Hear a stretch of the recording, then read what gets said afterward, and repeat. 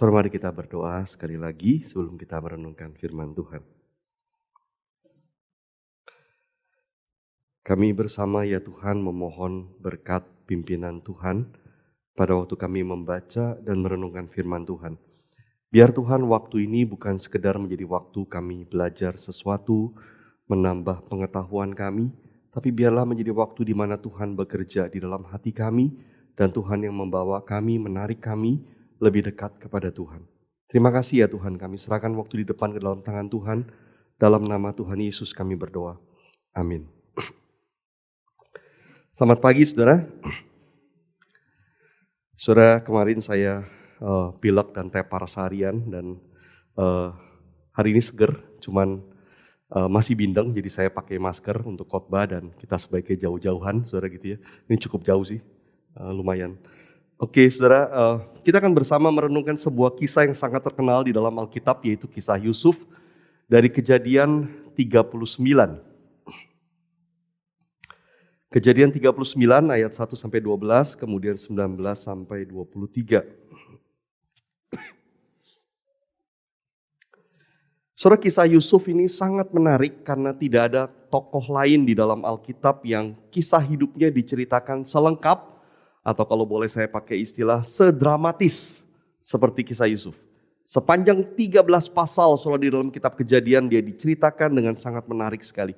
Mari kita melihat Kejadian 39 ayat 1 sampai 12, saya bacakan. Adapun Yusuf telah dibawa ke Mesir dan Potifar seorang Mesir pegawai istana Firaun, kepala pengawal raja, membeli dia dari tangan orang Ismail yang telah membawa dia ke situ. Tetapi Tuhan menyertai Yusuf sehingga ia menjadi seorang yang selalu berhasil dalam pekerjaannya. Maka tinggallah ia di rumah tuannya orang Mesir itu. Setelah dilihat oleh tuannya bahwa Yusuf disertai Tuhan dan bahwa Tuhan membuat berhasil segala sesuatu yang dikerjakannya, maka Yusuf mendapat kasih tuannya dan ia boleh melayani dia. Kepada Yusuf diberikannya kuasa atas rumahnya dan segala miliknya diserahkannya pada kekuasaan Yusuf. Sejak ia memberikan kuasa dalam rumahnya dan atas segala miliknya kepada Yusuf, Tuhan memberkati rumah orang Mesir itu karena Yusuf.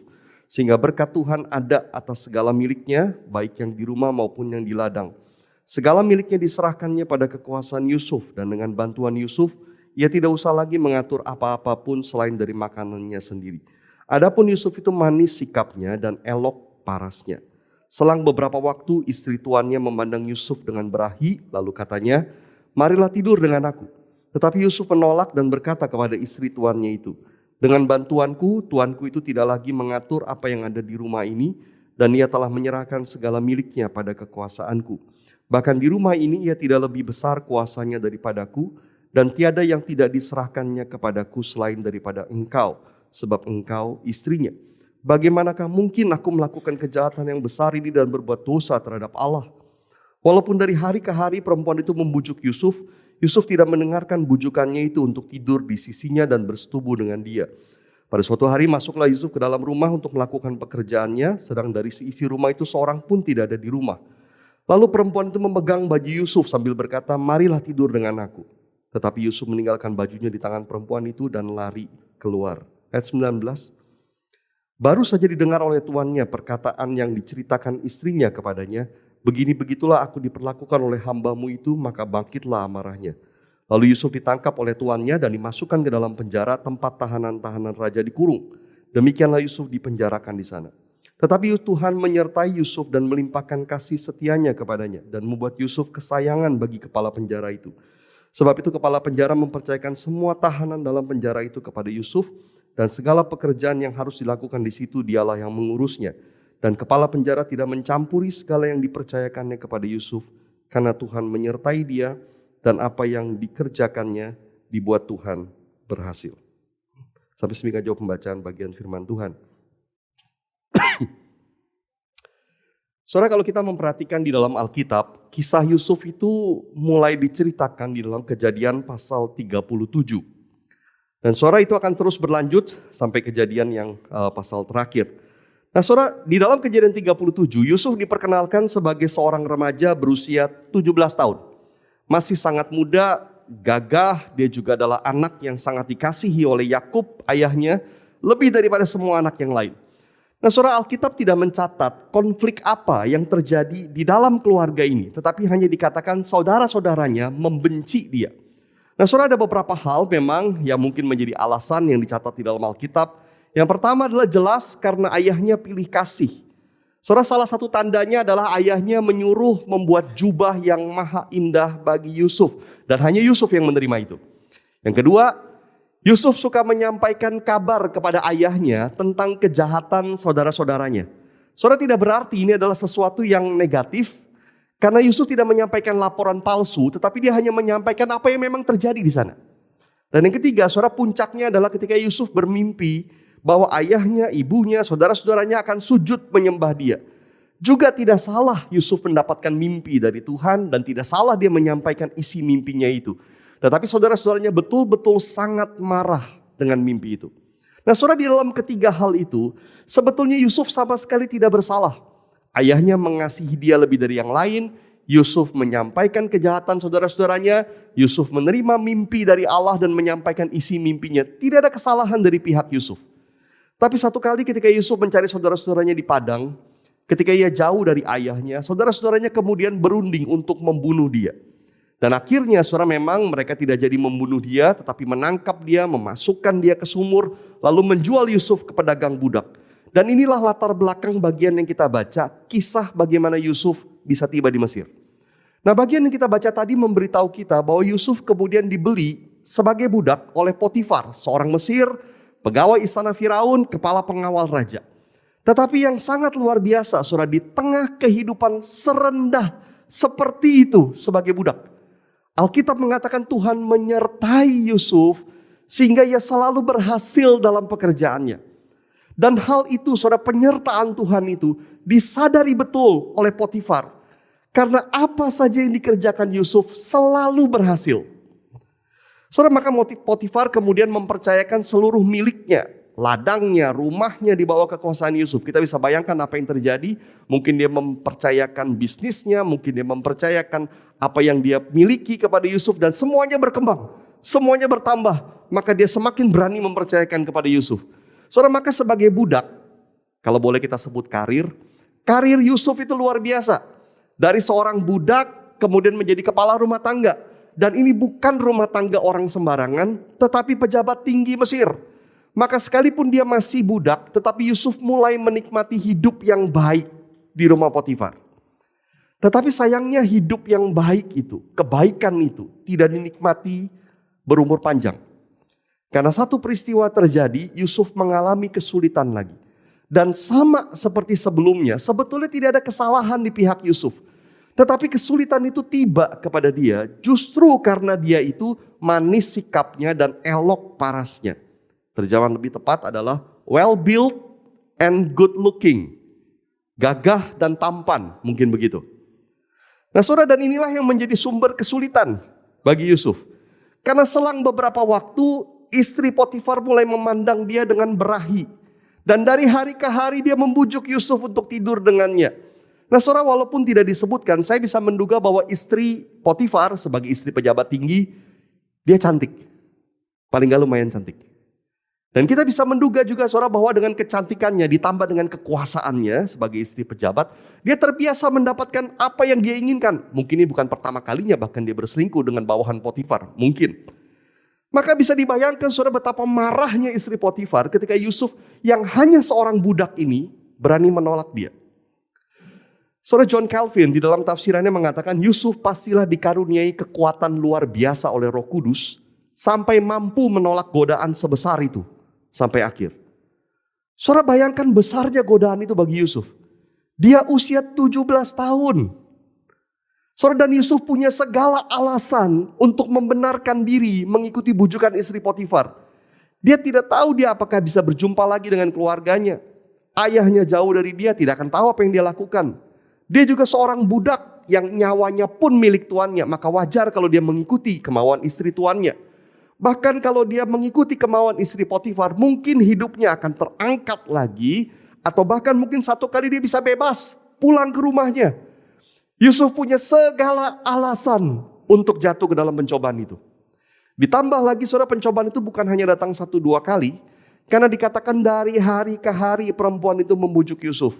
Nah saudara, maka saya kira istri Potifar mencoba segala cara. Dari halus sampai kasar.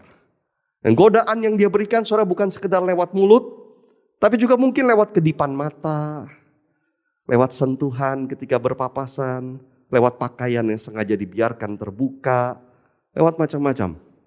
Nggak usah dibayangin saudara ya. Tapi Yusuf tetap menolak.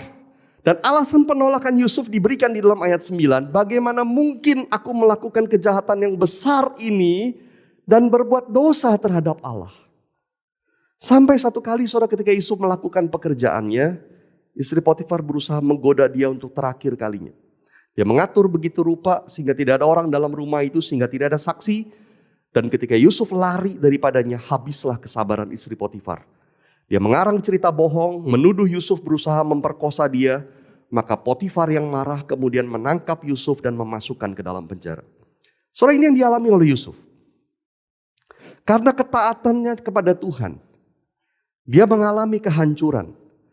Dia sudah pernah berada di titik yang paling rendah pada waktu dia dimasukkan ke dalam sumur dan dijual sebagai budak. Saat itu kehidupan dia sudah mulai membaik. Dia sudah mulai menikmati hidup yang lebih baik. Tetapi sekarang semuanya hancur lagi. Bahkan mungkin dia berada di titik yang jauh lebih rendah lagi dari sebelumnya. Karena dia dimasukkan ke dalam penjara tanpa kejelasan kapan dia akan keluar dari sana. Soalnya kalau kita melihat kisah kehidupan Yusuf dari kacamata kita hari ini.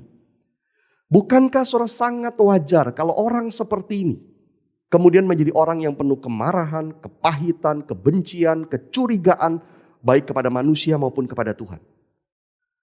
Tapi mengapa kita tidak menemukan Yusuf menjadi orang yang seperti demikian? Saudara, Yusuf adalah orang yang sangat punya alasan untuk menyimpan kemarahan dan kepahitan. Bahkan sangat logis kalau dia menjadikan balas dendam sebagai dorongan untuk dia bertahan hidup.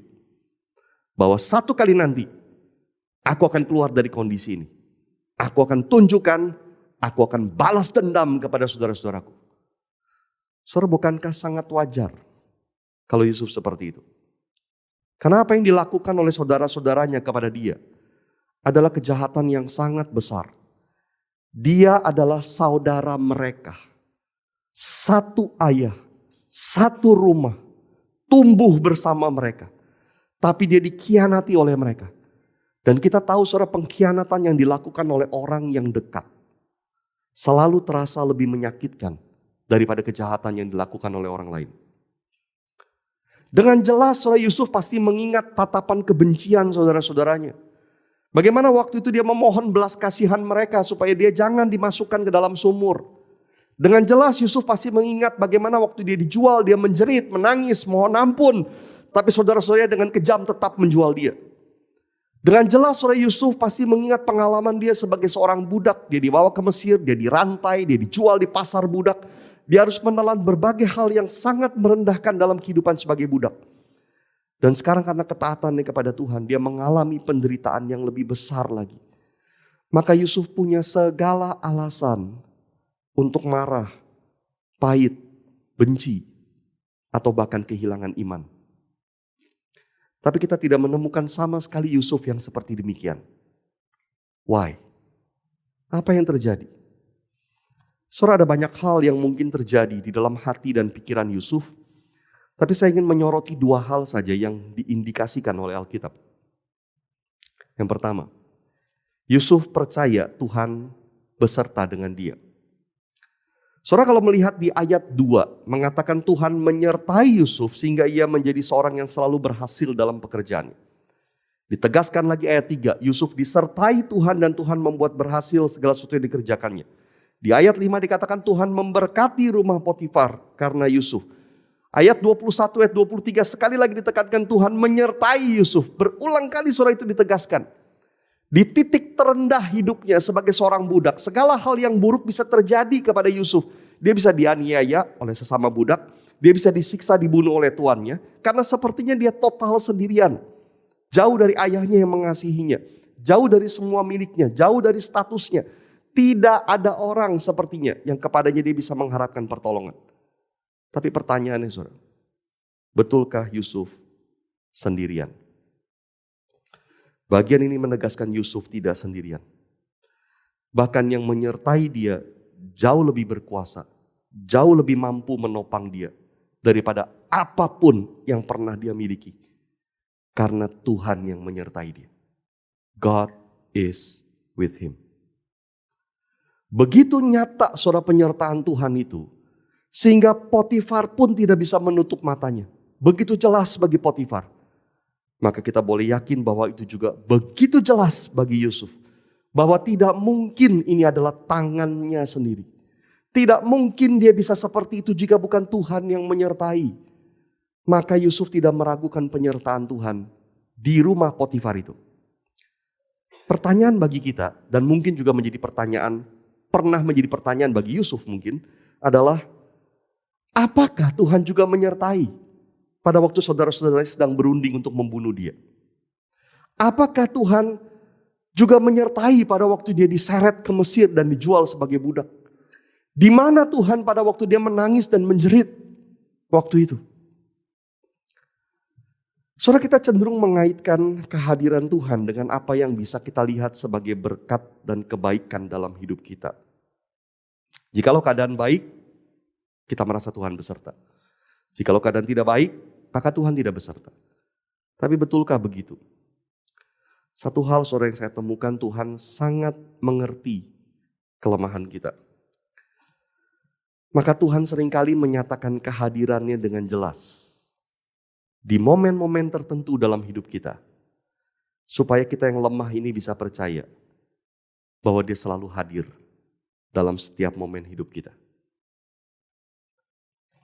Pada waktu dia berada di rumah Potifar, sangat jelas Tuhan menyertai dia. Dan itu menjadi kekuatan untuk dia sadar setiap momen hidup dia, Tuhan menyertai.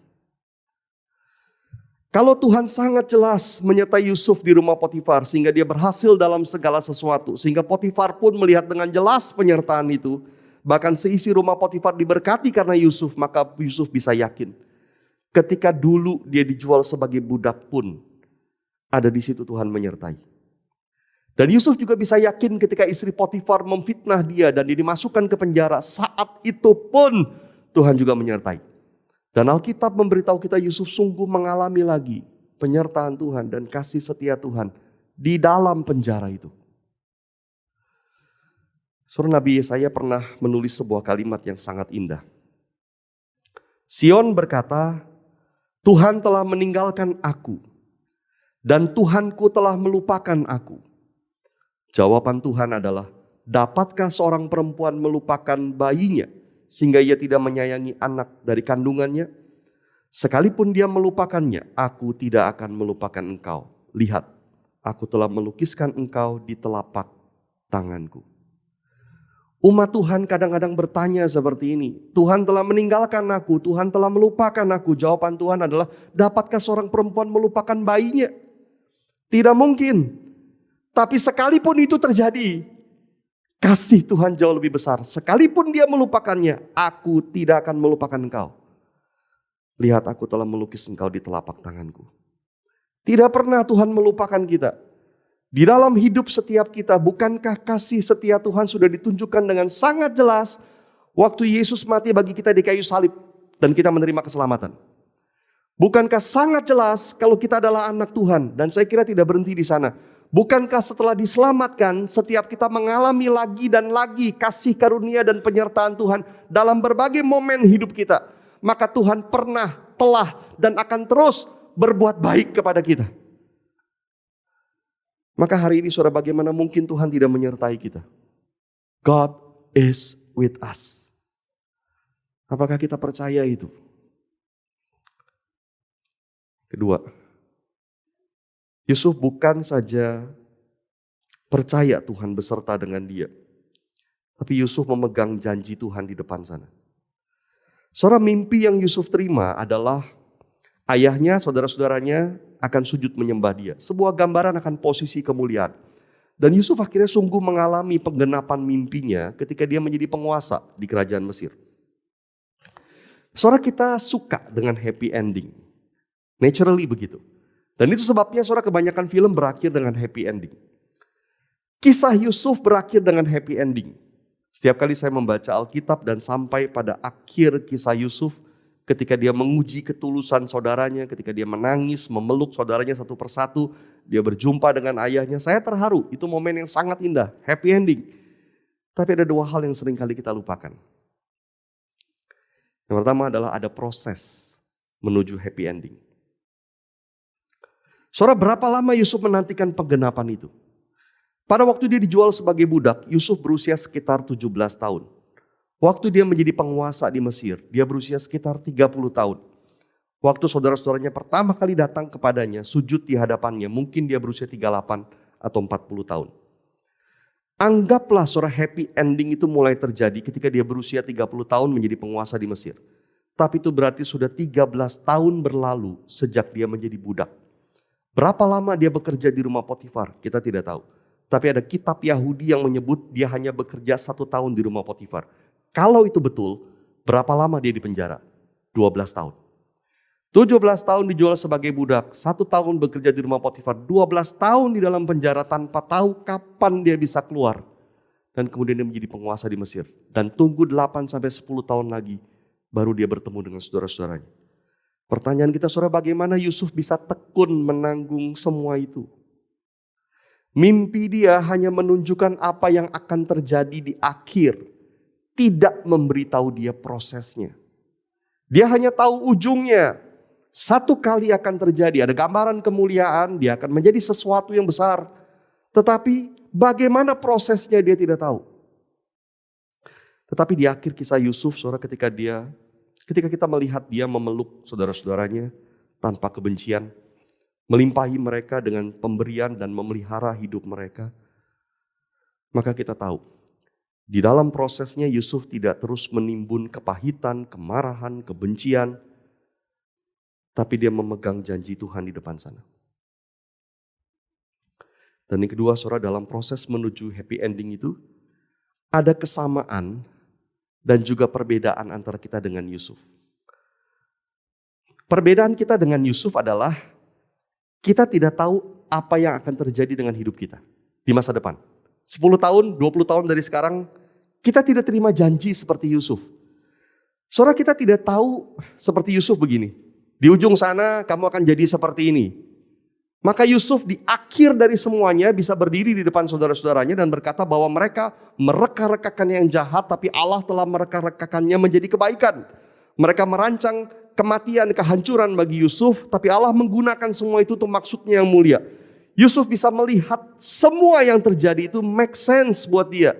Yusuf bisa melihat ke belakang kepada kebencian yang dia alami, kepada kakak-kakaknya yang menjual dia, kepada perbudakan yang dia tanggung, penjara dan seterusnya.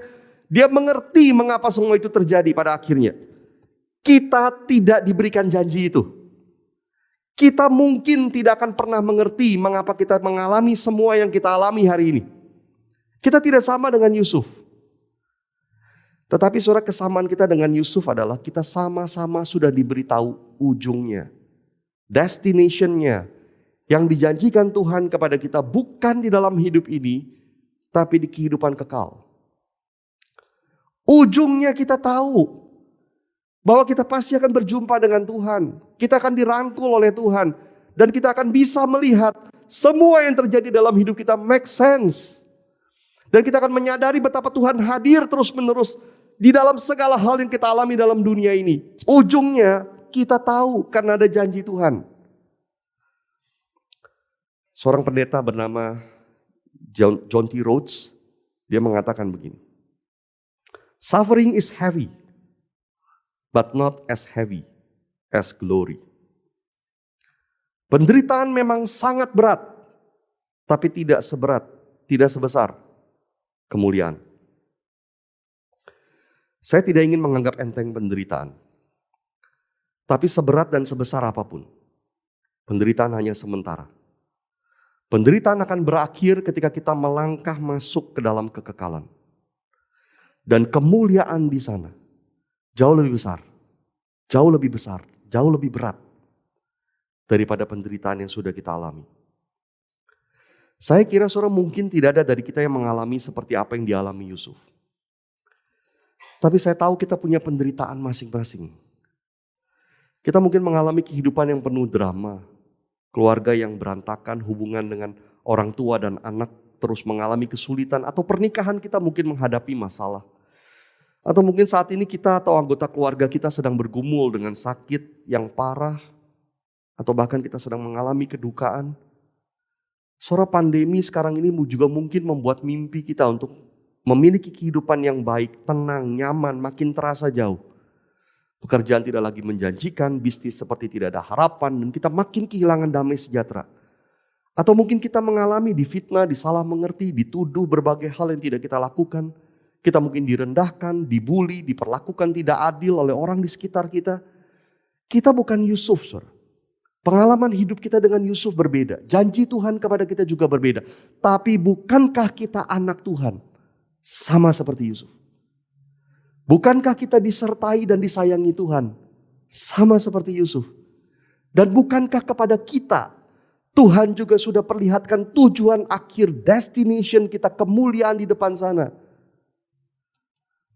Kalau Tuhan sudah tunjukkan kasih-Nya yang terbesar di masa lalu, ketika Yesus mati bagi kita, dan kita menerima keselamatan, dan kita terus-menerus mengalami kasih karunia Tuhan dalam hidup kita sampai hari ini. Lalu mengapa kita tidak mengamini penyertaan dan kasih-Nya hari ini? Saudara, seringkali kita mengalami banyak hal yang tidak menyenangkan dalam hidup. Dan seringkali itu menimbulkan kemarahan dan kepahitan bagi kita. Tapi mari jangan menjadi orang yang menimbun terus kemarahan dan kepahitan itu. Karena pada waktu kita melihat ke belakang, kita bisa melihat bahwa Tuhan beserta dengan kita. God is with us di tengah semua yang kita alami. Dan sekalipun orang mereka-rekakan yang jahat, Allah mereka-rekakan yang baik. Karena kalau Tuhan juga sudah menunjukkan apa yang ada di depan sana, apa yang akan terjadi pada kita? Bahwa kita akan diterima, dirangkul dalam kekekalan, dan semua pertanyaan hidup kita hari ini akan make sense. Bukankah itu berarti bahwa Allah tidak pernah berhenti bekerja di dalam dunia ini, mengarahkan hidup kita ke tujuan akhir? Kalau ujungnya sudah pasti, hari ini Allah pasti sedang bekerja dengan segala kuasa dan hikmat-Nya, mengarahkan kita berjalan menuju ke tujuan itu, dan pasti kita akan tiba di sana. Maka biarlah apapun yang kita alami, sekalipun di tengah perjalanan kita menuju ke sana, ada banyak goncangan, kesulitan, pencobaan, jatuh bangun. Tapi mari kita berpegang kepada pengharapan itu. Dan karena penyertaan Tuhan hari ini, dan karena tuntunan Tuhan yang membawa kita ke sana, kita boleh yakin Allah sedang mereka-rekakan yang baik melalui hidup kita. Mari kita tundukkan kepala. Saudara, mari kita berespon kepada firman Tuhan. Saya tidak tahu apa yang saudara alami, apa yang sedang terjadi dalam hidup saudara, atau apa yang pernah terjadi. Tapi mari kita kembali mengingat Tuhan ada bersama dengan kita ketika kita mengalami semua itu. Dan Tuhan menjanjikan kemuliaan di depan sana. Kita mungkin tidak akan pernah mengerti apa yang kita alami dalam dunia. Tapi pada waktu kita bertemu dengan Tuhan, kita akan mengerti semuanya. Allah bekerja mereka-rekakan yang baik dalam hidup kita. Mari bersyukur untuk itu. Masing-masing saudara berdoa kepada Tuhan.